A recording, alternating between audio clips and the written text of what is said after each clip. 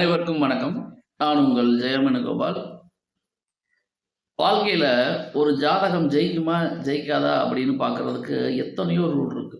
அதுல மிக மிக டாப் கிளாஸ், ஃபர்ஸ்ட் கிளாஸ் முதன்மையான காரணம் என்ன அப்படின்னா, லக்னாதிபதி அப்படிங்கிற கிரகம் தான். நீங்க எந்த லக்னமா வேணாலும் இருக்கலாம்.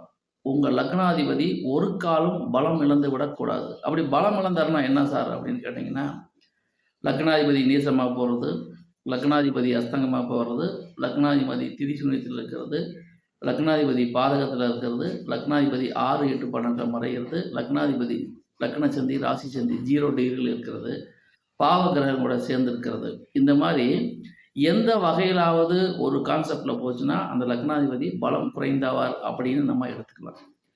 அப்போ எல்லா ஜாதகத்துக்குமே அப்படி இருக்குமா அப்படின்னு கேட்டால், அப்படி இருக்கிற ஜாதகம் பலம் இழந்த ஜாதகம், அப்படி இல்லாத ஜாதகம் பலமான ஜாதகம்.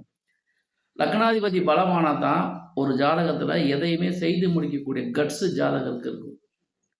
இப்போ ஜாதகருக்கு உதவி பண்ணுறக்கு ஆள் இல்லை, பணபலம் இல்லை, படைபலம் இல்லை, தசாபுத்தி சரியில்லை, இருந்தாலும் லக்னாதிபதி மட்டும் மிக மிக மிக வலுவாக இருக்காருன்னா அந்த ஜாதகம் எப்படி இருந்தாலும் ஜெயிச்சிடும்.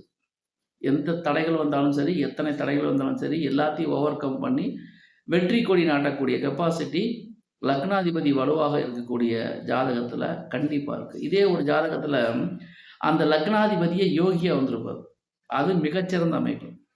அதே சமயத்தில் அந்த லக்னாதிபதிக்கும் கர்ணநாதனுக்கும் அந்யோன்ய தொடர்பு இருக்கும், அதுவும் சூப்பர் அமைப்பு. அப்போ ஒரு ஜாதகத்தில் லக்னாதிபதி பலமாக இருக்கணும், லக்னாதிபதி யோகியாக இருக்கணும், லக்னாதிபதி கர்ணநாதனோட தொடர்பு ஏற்பட்டிருக்கணும். ஏதாவது ஒரு வகையில் லக்னாதிபதி உயர்வு, லக்னாதிபதி யோக கிரக தொடர்பு, லக்னாதிபதி கர்ணாதிபதி தொடர்பு வாழ்க்கையில் உங்களை மிகப்பெரிய உச்சத்துக்கு கண்டிப்பாக கொண்டே செல்லும். இவை பொதுவான தகவல்கள். நன்றி, வணக்கம்.